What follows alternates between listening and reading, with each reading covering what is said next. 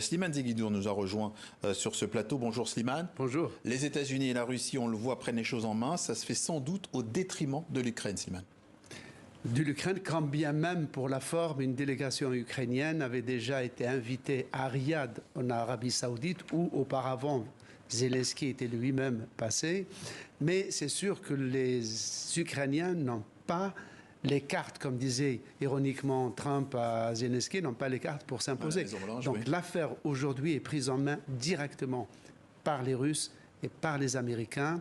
Et s'ils ont choisi l'Arabie Saoudite, c'est aussi pour mettre les Européens aussi loin que possible du tapis vert. Oui, justement, l'Europe est hors jeu, elle n'a même pas un statut d'observateur.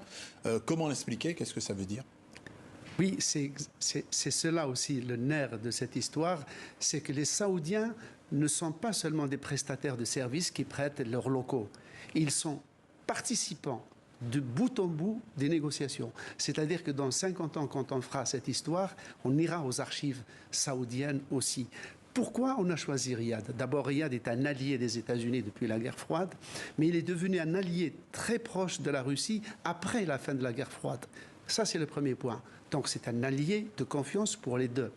Ensuite, les Américains et les Russes se sont entendus sur le fait que l'Europe n'est plus un acteur dans cette histoire. Pourquoi? C'est ainsi que la presse russe le résume. On veut se réunir avec les Américains pour la diplomatie, pour réhabiliter la diplomatie.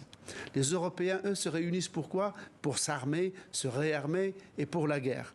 Donc, ce n'est pas le partenaire idéal pour venir nous rejoindre autour de la négociation. C'est cela le discours tenu par les deux grands. Ça paraît incroyable, mais Washington et Moscou sont sur la même ligne quant à leur volonté de laisser l'Europe très loin à l'écart.